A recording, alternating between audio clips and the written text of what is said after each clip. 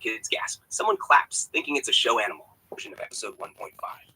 Rabbit Chaos. Episode 1.5. Forced Perspective. Suburban neighborhood. Early morning. It's an ordinary morning in Pine Creek, a quiet Pennsylvania suburb. Sprinklers hiss rhythmically across manicured lawns as faint morning fog lingers.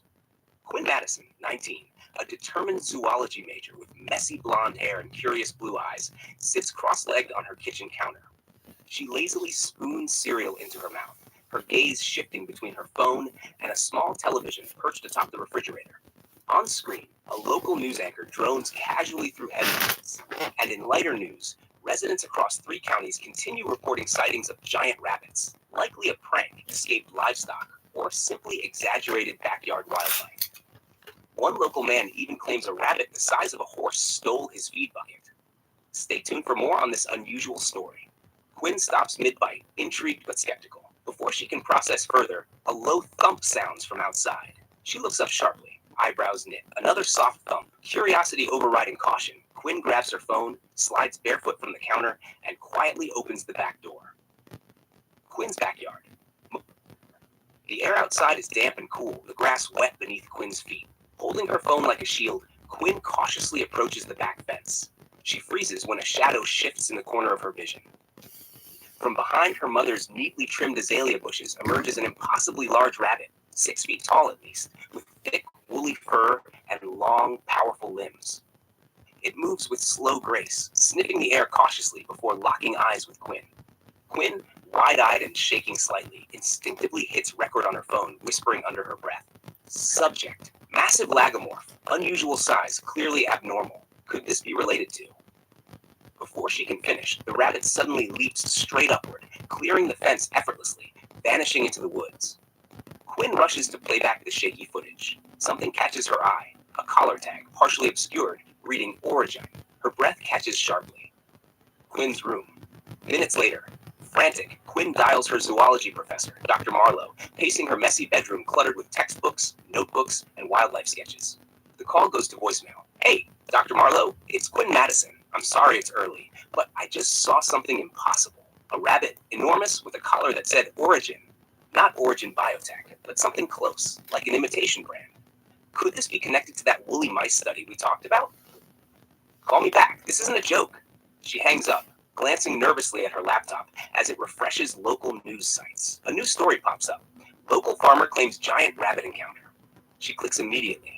Heart racing. On screen, a familiar face, Farmer Calvin Winters, stands nervously by his barn, gesturing towards distant hills behind him.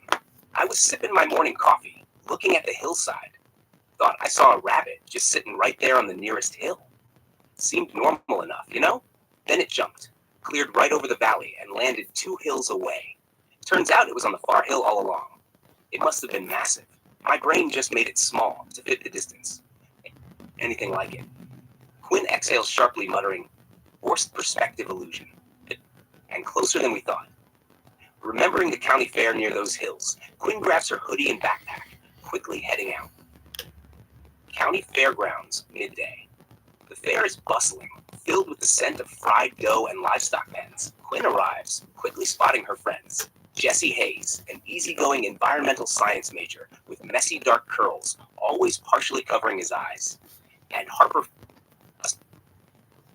wearing oversized headphones around her neck. They're managing an ag science student booth, complete with VR gear, simulating life as a cow, and a disinterested goat chewing on posters. Jesse gives Quinn a questioning glance. You okay, Quinn? You look like you just saw Bigfoot. Quinn shakes her head urgently. Something crazier. Giant rabbits, like science experiment gone wrong big. Harper smirks. Are we talking real life or late night conspiracy YouTube rabbit holes again? Quinn pulls up her footage, showing them the rabbit's impossible leap and the tag marked Origin. Jesse's eyes widen slightly. Okay, this just got officially weird. Just then, Mayor Tolliver's voice crackles over the PA system. Tolliver, a balding man in his 50s. Quinn resents ever since budget cuts forced her mom out of a local government job, steps confidently onto the stage. Attention, folks. No reason to panic, yes. We've got reports of some oversized rabbits visiting the fairgrounds. Rest assured, your mayor has a plan. We're setting up an irresistible trail of fresh veggies into our livestock pens. They'll follow the snacks right in. Problem solved. Quinn groans, groans, pressing her palm firmly against her forehead, shaking her head in disbelief. She's baiting genetically modified rabbits into a crowd of people like they're goats at a petting zoo. They'll overrun the fairgrounds in minutes. Almost as if on cue, a series of deep, resonant thumps rumble from the woods behind the fair. At first, people laugh, thinking it's part of the mayor's bizarre attraction, but laughter quickly shifts into stunned silence as dozens of enormous rabbits, woolly, muscular, and easily 6 feet tall, begin emerging from the tree line. Fairgoers scatter in panic, funnel cakes fly through the air, booths topple, and Mayor Tolliver stands helplessly on the stage, his bravado instantly evaporated. Quinn snaps immediately into action, shouting to her friends Jessie and Harper, "Quick, bio-acoustics equipment. We have to steer them away using predator frequencies." She rushes to their booth, pulling out the portable speakers and frequency generator she'd prepared for another project. Jessie quickly positions the speakers strategically around the fairground perimeter, while Harper expertly connects cables to the central generator. But just as Quinn prepares to activate the system, a small child, curious and unattended, wanders up to the control panel, innocently pressing a random button. Instantly, the speakers emit a loud, low-frequency pulse, unintended and incorrect, causing chaos. The rabbits scatter wildly, leaping unpredictably through the fairgrounds. Quinn curses under her breath.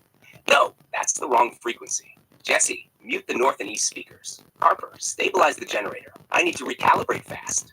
Her friends move swiftly. Jessie darts across the fairgrounds, cutting the unnecessary speaker feeds. Harper tweaks knobs and sliders, stabilizing power. Quinn rapidly recalibrates the sound, finding the precise predator tone.